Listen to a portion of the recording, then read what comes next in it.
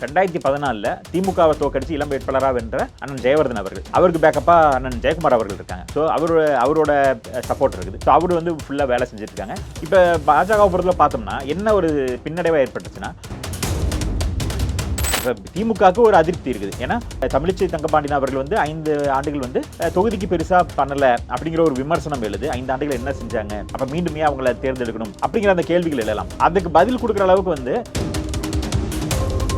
திமுகவோட கோட்டையா சென்னை இருந்தாலுமே கூட இந்த வெள்ளம் வந்து தென் சென்னையை பெரிய அளவுக்கு பாதிச்சிருக்கு அப்படிங்கிறத பார்க்கணும். அக்கா தமிழிசை தங்கபாண்டியன் வந்து நாடாளுமன்றத்தில் சிறப்பாக செயல்பட்டு இருக்காங்க. நிறைய கேள்விகள் கேட்டிருக்காங்க, நிறைய மசோதாக்கள், பெண்களுக்கான உரிமைகள்லாம் பேசியிருக்காங்க. டெல்லியில் பேசுனதோடு சரி, தமிழ்நாட்டில் செயல்படலை அப்படிங்கிற ஒரு குற்றச்சாட்டு இருக்கு. களத்துல இருந்து மக்கள் வைக்கக்கூடிய குற்றச்சாட்டு என்ன, எங்களை வந்து கவனிக்கல, இந்த குடிநீர் தொட்டிலாம் கட்டி கொடுத்தாங்க, ஆனா அதை பைப்பை போட்டு வீடுகளுக்கு தண்ணி கொடுக்கல அப்படிங்கிற ஒரு இருக்கு. அது எல்லாமே நீங்க 50% விட்டுறீங்க. 100% கம்ப்ளீட் பண்ணாம மக்கள்கிட்ட எப்படி நீங்க 100% ஓட்டு எதிர்பார்க்க முடியும்? அவர்களுமே வந்து இந்த தேர்தலை சந்திக்கிற விருப்பமே இல்லை. அவர்கள் இந்த தேர்தல் விருப்பம் இல்லாதனால தான் பெரிய அளவுக்கு மக்கள் பணியும் செய்யலை. மீண்டும் வந்து அவர் களம் காண விரும்பல. அதனால இந்த தேர்தலில் அவர்களுக்கு வந்து ஒரு மிகப்பெரிய ஒரு பின்னடைவு ஏற்பட வாய்ப்புகள் அதிகமாக இருக்கு.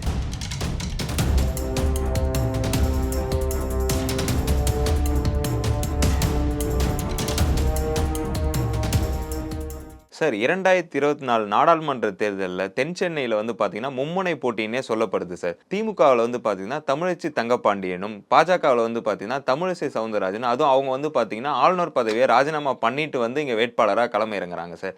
அதிமுகவில் வந்து பார்த்தீங்கன்னா ஜெயவர்தன் அவர்கள் போட்டியிடுறாங்க சார். இதன் கள நிலவரம் எப்படி சார் இருக்கு? குறிப்பாக தென் சென்னையை பொறுத்தளவு பார்த்தோம்னா இது வந்து ஒரு வித்தியாசமான தொகுதியாக இருக்கும். ஆனால் ரொம்ப வந்து முக்கியமான தொகுதி. ஏன்னா இது வந்து ஒரு ஸ்டார் தொகுதி அப்படின்னே சொல்லலாம். சில தொகுதிகள் வந்து ஸ்டார் வேட்பாளர்கள் நிற்கிறனால அது ஸ்டார் தொகுதியாக இருக்கும். ஆனால் இந்த தொகுதி வந்து தொடர்ந்து ஸ்டார்கள் மட்டுமே நிற்கிற தொகுதியாக இருக்கும். ஏன்னா ரொம்ப பெரிய பெரிய ஆட்கள் இங்கே நின்றுருக்காங்க. குறிப்பாக பார்த்தோம்னா தமிழ்நாட்டை ஆண்ட முதலமைச்சராக இருந்த அண்ணா அவர்கள் வெற்றி பெற்ற தொகுதி அப்படின்னு சொல்லலாம். அதையும் தாண்டி இந்தியாவோட துணை குடியரசுத் தலைவராகவும் இருந்த வெங்கட்ராமன் அவர்கள் வென்ற தொகுதியும் இதே தென் சென்னை தான்.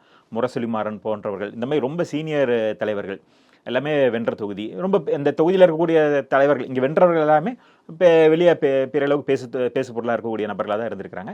குறிப்பாக 2014 அதிமுக சார்பாக ஜெயவர்தன் அவர்கள் வெற்றி பெறும்போது கூட இளம் வேட்பாளராக அவர் வந்து நின்று வெற்றி பெற்றார். அப்பயுமே அந்த தொகுதி வந்து பேசு பொருளாச்சு. ஸோ அவர் ஒருத்தர் தான் ரொம்ப எங்காக இருந்து அந்த தொகுதியில் வந்தவர். மற்ற எல்லாருமே சீனியர் மோஸ்ட் தலைவர்களாக இருந்திருக்கிறாங்க. அப்போ இந்த தொகுதியோட முக்கியத்துவம், அப்போ தென் சென்னை அப்படின்னாலே வந்து ஒரு யார் நிற்கிறாங்களோ அவங்க வந்து ஃபேமஸ் ஆவாங்க. ஒன்று அவர்களால் அது ஃபேமஸ் ஆகும், இல்லைன்னா நிற்கிறவங்க ஃபேமஸ் ஆவாங்க அப்படிங்கிற மாதிரி. இந்த தடவை 3 பேருமே வெல் நோன் ஃபிகர் தான். தமிழிசை அவர்கள் பார்த்தீங்கன்னா 2 மாநிலத்துக்கு வந்து ஆளுநராக இருந்தாங்க. அதே நேரத்தில் தமிழிசை தங்கபாண்டியன் பாரம்பரியமிக்க ஒரு அரசியல் குடும்பம். அவரோட அப்பாவாக இருக்கட்டும், இன்றைக்கி அவரோட அண்ணன் வந்து அமைச்சராகவும் இருக்கிறார். முக்கியமான இலாக்காக்களையும் வச்சிருக்கிறார். மின்சாரத்துறையும் முக்கியமான நிதித்துறையும் வச்சிருக்கிறார் அப்படிங்கிற பார்க்குறோம். அவரோட சகோதரியாகவும் இருக்கிறாங்க. ஸோ இந்த மாதிரி மிகப்பெரிய ஒரு அரசியல் பின்புலம். அப்புறம் இன்றைக்கி வந்து ஆளும் கட்சியாகவும் திமுக இருக்கிறனால இதெல்லாமா அவங்களுக்கு ஒரு பெரிய பின்புலமாக இருக்கும். குறிப்பாக தமிழிசை அவர்களுக்கு வந்து பார்த்திங்கன்னா மத்திய பாஜகவோட பேக்கப் இருக்குது. மோடி அவர்களோட ஆதரவு பெற்ற வேட்பாளர்னே சொல்லலாம். ஏன்னா தமிழிசை அவர்களுக்கு தொடர்ந்து வந்து முக்கியத்துவம் கொடுக்கப்பட்டுக்கிட்டே இருக்குது அப்படிங்கிறது பார்க்குறோம். அவர்கள் தலைவராக உருவாக்கப்பட்டது, பின்பு அவர்கள் வந்து ஆளுநராக பதவி உயர்வு கொடுக்கப்பட்டாங்க, பின்பு 2 மாநிலங்களை கொடுத்தாங்க. ஸோ அந்த அளவுக்கு வந்து அவர்கள் வந்து ரொம்ப மத்திய பாஜகவில் வந்து வளர்த்தெடுக்கப்படுறாங்க அப்படிங்கிறத பார்க்குறோம். ஸோ அவர்களுக்குமே ஃபுல் பேக்கப் இருக்குது. ஸோ இந்த பக்கம் அதே நேரத்தில் 3ஆவதாக பார்த்தோம்னா அதிமுகவை பொறுத்தளவுக்கு 2014 திமுகவை தோக்கடிச்சு இளம் வேட்பாளராக வென்ற அண்ணன் ஜெயவர்தன் அவர்கள், அவருக்கு பேக்கப்பா அண்ணன் ஜெயக்குமார் அவர்கள் இருக்காங்க. ஸோ அவரோட சப்போர்ட் இருக்குது. ஸோ அவர் வந்து ஃபுல்லாக வேலை செஞ்சுட்ருக்காங்க. இப்போ பாஜகவை பொறுத்தளவு பார்த்தோம்னா என்ன ஒரு பின்னடைவாக ஏற்பட்டுச்சுன்னா, அவர்கள் ஆளுநராக இருந்திருக்கலாம், பாஜகவோட மாநில தலைவராக இருந்திருக்கலாம். ஆனால் என்னன்னா இந்த கடந்த 5 ஆண்டுகளில் அவர்களோட வேலைப்பாடு என்னவா இருந்துச்சு அப்படிங்கிற ஒரு கேள்வி வருது. இப்போ திமுகவுக்கு ஒரு அதிருப்தி இருக்குது. ஏன்னா தமிழிசை தங்கபாண்டியன் அவர்கள் வந்து 5 ஆண்டுகள் வந்து தொகுதிக்கு பெருசாக பண்ணலை அப்படிங்கிற ஒரு விமர்சனம் எழுது. 5 ஆண்டுகள் என்ன செஞ்சாங்க, அப்போ மீண்டுமே அவங்கள தேர்ந்தெடுக்கணும் அப்படிங்கிற அந்த கேள்விகள் எழலாம். அதுக்கு பதில் கொடுக்குற அளவுக்கு வந்து பாஜக சார்பாக என்ன செஞ்சுருக்காங்க அப்படிங்கிற ஒரு கேள்வி எழுது.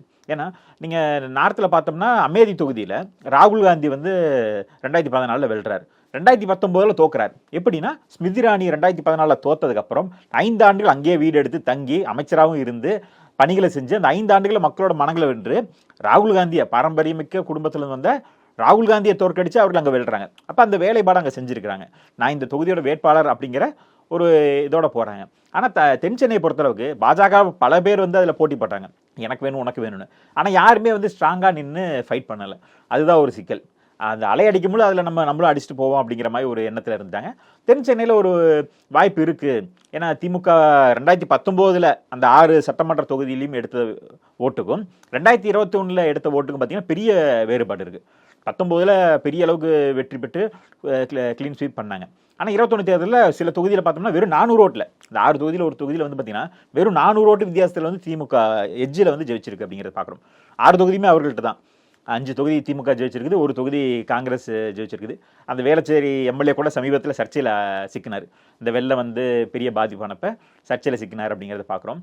குறிப்பாக இந்த வெள்ளத்தில் வந்து பெரிய அளவுக்கு சமீபத்தில் நடந்த இந்த மிக்ஜாம் புயலோட பாதிப்பில் வந்து தென் சென்னை வந்து அதிகமாக பாதிக்கப்பட்டது. பெருவாரியாக வந்து பாதிக்கப்படாத ஒரு பகுதியாக இருக்கும். ஏன்னா வட சென்னை வந்து நெருக்கடியான பகுதி, அங்கே ட்ரைனேஜ் சிஸ்டம் இருக்காது, அதனால் அங்கே பாதிக்கப்படும். மத்திய சென்னையில் வந்து நகர்ப்புறமான பகுதிகள், அந்த கட்டமைப்புகள் சிக்கல் இருக்கும், அதனால் அங்கே வந்து வெள்ளம் தேங்கும், அந்த பிரச்சனைகள் இருக்கும், ட்ரைனேஜ் சிஸ்டம் இருக்காது. தென் சென்னை வந்து வளர்ந்து வர பகுதியாக இருக்கிறதுனால இந்த வெள்ள பாதிப்பு பெருசாக இருக்காது, நீர்த்தேக்கம் அதிகமாக இருக்காது.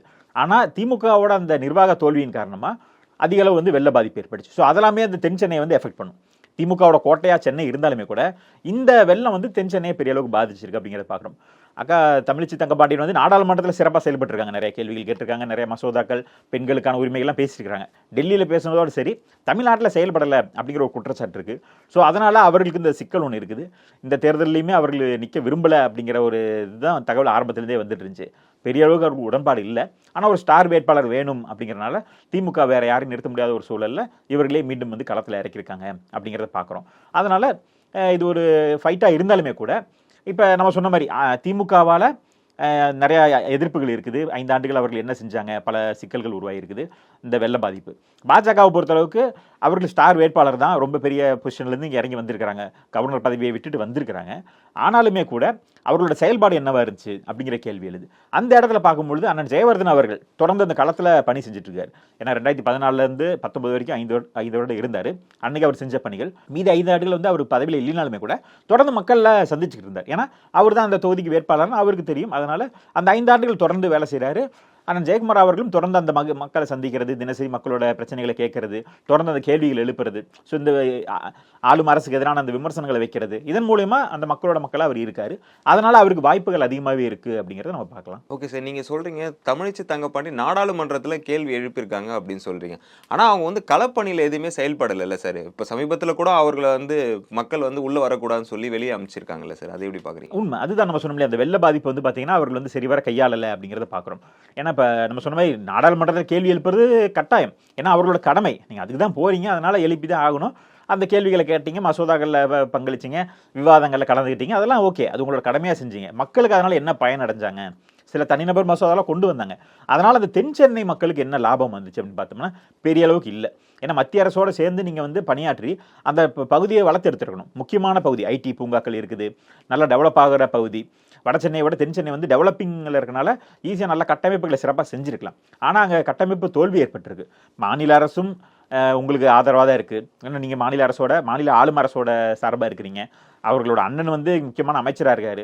ஸோ நீங்கள் கூடுதலாக நிதி வாங்கி இந்த தொகுதியை செஞ்சுருக்கலாம். சிறப்பாக செஞ்சுருந்தா நிச்சயமாக வந்து அவர்களுக்கு வந்து ஒரு பேரும் புகழும் கிடச்சிருக்கும். ஏன்னா ரொம்ப முக்கியமான தொகுதி. நம்ம சொன்ன மாதிரி அண்ணா அவர்கள்லேருந்து முரசொலி மாறன்லேருந்து மிகப்பெரிய திமுக தலைவர்கள் அங்கே இருந்து வந்திருக்காங்க. அப்போ அந்த தொகுதியை வந்து திமுக எளிமையாக கைப்பற்றிருக்கலாம். ஆனால் அவர்களோட அந்த செயல்பாடு குறைவு, மக்களை சரியாக சந்திக்கலை, மக்களை சந்தித்து மக்களோட குறைகளை கேட்டு அதை சரி பண்ணலை. போவாங்க, சந்திப்பாங்க, ஆனால் அதை ஃபாலோ அப் இருக்காது அப்படிங்கிற ஒரு குற்றச்சாட்டு மக்கள்கிட்ட வருது. களத்துலேருந்து மக்கள் வைக்கக்கூடிய குற்றச்சாட்டு என்ன, எங்களை வந்து கவனிக்கலை, இப்போ இந்த குடிநீர் தொட்டிலாம் கட்டி கொடுத்தாங்க, ஆனால் அதை பைப்பை போட்டு வீடுகளுக்கு தண்ணி கொடுக்கல அப்படிங்கிற ஒரு சிக்கல். அது எல்லாமே நீங்கள் 50% விட்டுறீங்க. 100% கம்ப்ளீட் பண்ணாமல் மக்கள்கிட்ட எப்படி நீங்கள் 100% ஓட்டு எதிர்பார்க்க முடியும்? அப்போ உங்களுக்கு ஓட்டு போட மனநிலையோட போயிட்டு ஓட்டு போடாமல் தான் மக்கள் வருவாங்க. ஏன்னா நீங்கள் அந்த வேலைகளை பூர்த்தி செய்யலை அப்படிங்கிற சிக்கல் வந்து தமிழிச்சி தங்கப்பாண்டியன் அவர்களுக்கு ஒரு பெரிய அதிருப்தியாக இருக்குது. அவர்களுமே வந்து இந்த தேர்தலை சந்திக்கிற விருப்பமே இல்லை. அவர்கள் இந்த தேர்தல் விருப்பம் இல்லாதனால தான் பெரிய அளவுக்கு மக்கள் பணியும் செய்யலை, மீண்டும் வந்து அவர் களம் காண விரும்பலை. அதனால் இந்த தேர்தலில் அவர்களுக்கு வந்து ஒரு மிகப்பெரிய ஒரு பின்னடைவு ஏற்பட தான் வாய்ப்புகள் அதிகமாக இருக்குது. அதே நேரத்தில் அதிமுக ரொம்ப தீவிரமாகவும் மீண்டும் வென்றாகணும் அப்படிங்கிற ஒரு குறிக்கோளோட போயிட்டு இருக்காங்க. சார், இந்த மும்முனை போட்டியில் வெற்றி வாய்ப்பு யாருக்கு இருக்குது? குறிப்பாக வந்து போன முறை வந்து அதிமுக குற்றச்சாட்டு வைக்கிறது பாஜகவோடு இருந்தனால சிறுபான்மையினர் ஓட்டு வரல, அதனால தான் தோல்வி அடைஞ்சோம்னு சொல்லி அண்ணன் ஜெயக்குமார் அவர்கள் நீண்ட நாட்களாக குற்றச்சாட்டுறாரு. அதனால தான் அண்ணன் ஜெயவர்தன் அவர்கள் தோத்தாருன்னு அவங்க சொல்கிறாங்க. ஏன்னா அண்ணன் ஜெயக்குமார் அவர்களோட தோல்விக்கும் அண்ணன் ஜெயவர்தன் அவர்களோட தோல்விக்கும் அதுதான் காரணம் சொல்லப்படுது. அதனால் இந்த முறை பாஜகவை விலக்கி வச்சு எஸ்டிபிஐ உள்ளே கூட்டு வந்திருக்காங்க. ஸோ சிறுபான்மை ஓட்டுகள் உள்ளே வரும் அப்படிங்கிற எதிர்பார்ப்பு நம்பிக்கையோடு இருக்கிறாங்க. அது அவர்கள் கணக்கு சரி வரும் பட்சத்தில் ஜெயவர்தன் அவர்கள் வந்து வெல்ல வாய்ப்புகள் அதிகமாகவே இருக்குது. நிச்சயமாக வந்து பாஜகவுக்கு இது மிகப்பெரிய ஒரு பின்னடைவாக தான் இருக்கும். ஏன்னா அவர்கள் வந்து பிராமணர்கள் ஓட்டு இந்த மயிலாப்பூர் இந்த மாதிரி வச்சு இதை மட்டுமே கவனம் செலுத்துகிறாங்களே தவிர பாஜக வேலை செஞ்சுருக்காங்க. பிரச்சாரங்களாக இருக்கட்டும், தேர்தல் பிரச்சாரத்தில் சிறப்பாக செஞ்சுட்ருக்காங்க. அதே நேரத்தில் இந்த வெள்ள பாதிப்புலையும் போய் வேலை செஞ்சாங்க. ஆனாலும் மக்கள் மத்தியில் கொண்டு போய் சேர்த்திருக்காங்களா, வேட்பாளர் வந்து எந்தளவுக்கு மக்களோட மக்களாக இருந்திருக்காங்கன்னு பார்த்தா பல ஆண்டுகள் அவர்கள் வந்து மக்களோட தொடர்பு இல்லாமல் இருந்துட்டாங்க. அவர்கள் வந்து எனக்கு கவர்னராக இருந்தனால அரசியல் பண்ண முடியல, மக்களோட மக்களாக இருக்க முடியல. ஆனால் அவர்கள் எத்தனை முறை இந்த தென் சென்னைக்கு என்ன செஞ்சுருக்கிறாங்க, அவர்களோட அதிகாரத்துக்கு உட்பட்டு இல்லைனாலும் கூட மத்திய அரசுலேருந்து ஏதாவது பேசி வாங்கி கொடுத்துருந்து இந்த தொகுதியை டெவலப் பண்ணி கொடுத்துருந்து இதெல்லாம் செஞ்சுருக்கேன்னு சொன்னால் மக்கள் அவர்கள் வந்து அங்கேருந்து வெளில வாய்ப்புகள் இருக்கும். ஆனால் அதெல்லாம் செய்யாதனால இறுதி நேரத்தில் வந்து நின்றனால கட்சிக்குள்ளாரே சில குழப்பங்கள் ஏற்பட்டிருக்கு. ஏன்னா அந்த தொகுதியில் குறி வச்சு கட்சியில் வேலை செஞ்ச நபர்கள் வந்து அதிருப்தியில் இருக்காங்க. அவர்களோட ஆதரவாளர்கள் வந்து மிகப்பெரிய அதிருப்தியில் இவர்களை வந்து வெல்லக்கூடாது அப்படிங்கிற ஒரு சூழல் இருக்காங்க. ஏன்னா நீங்கள் காலங்காலமாக ஒருத்தர் வேலை செய்கிறான், 5 வருஷம் ஒருத்தர் அந்த தொகுதிக்காக வேலை செஞ்சுட்டு இருக்க இளைஞர்களை ஓரம் கட்டிட்டு நீங்கள் வந்து சீனியர் லீடர் அப்படிங்கிறப்ப நீங்கள் வந்து ஏற்கனவே நீங்கள் வந்து 2 ஸ்டேட்டுக்கு கவர்னராக இருந்துட்டு திரும்பவும் வந்து நீங்கள் எம்பியாகவும் ஆவேன், அப்போ நாங்கள் கிரவுண்டில் வேலை செஞ்சுட்டு நாங்கள் அப்படியே போகிறதா அப்படிங்கிற அந்த அதிருப்தி குரல் வந்தனால கட்சிக்குள்ளேயே ஒரு பெரிய கழகம் உருவாயிருக்கு. ஸோ இதெல்லாம் வந்து பிரச்சனை. ஸோ திமுகவுக்கும் பாஜகவுக்கும் பெரிய பின்னடைவு இருக்குது. அதிமுகவை பொறுத்தளவுக்கு எந்த ஒரு பின்னடைவும் இல்லாமல், ஏன்னா அவர் தான் வேட்பாளர்னு சொல்லி எந்த ஒரு போட்டியுமே இல்லை, அண்ணன் ஜெயவர்தன் தான் நிற்க போறாருன்னு உறுதியாக தெரிஞ்சனால யாருமே அந்த தொகுதிக்கு எதிர்பார்க்கல. அது அவர் தான் முடிவாகி அவரும் வேலை செஞ்சுட்டு இருக்காரு. அதனால கட்சிக்குள்ளார பெரிய குழப்பங்கள் இல்லை. அதே நேரத்தில் ஆளும் அரசோட எதிர்ப்பு அவர்கள் வந்து சாதகமாக பயன்படுத்துகிறாங்க. சிறுபான்மை ஓட்டுகளை வந்து மீண்டும் தக்க வைக்கிறதுக்கான சூழல்கள். ஸோ இந்த மாதிரி ஸ்ட்ராட்டஜி எல்லாமே அவர்கள் கை கொடுக்க வாய்ப்புகள் இருக்குது. நம்ம சொன்ன மாதிரி வட சென்னை வந்து எப்படி திமுகவுக்கு தான் அதிகமாக எட்ஜ் இருக்கோ அந்த மாதிரி தென் சென்னையை பொறுத்தளவுக்கு அதிமுகவுக்கு தான் அதிகமாக எட்ஜ் இருக்கு. ஜெயவர்தன் அவர்கள் மீண்டும் வந்து எம்பியாக வாய்ப்புகள் அதிகமாகவே இருக்குது. தென் சென்னையுடைய கள நிலவரத்தை பகிர்ந்ததுக்கு நன்றி சார். நன்றிங்க.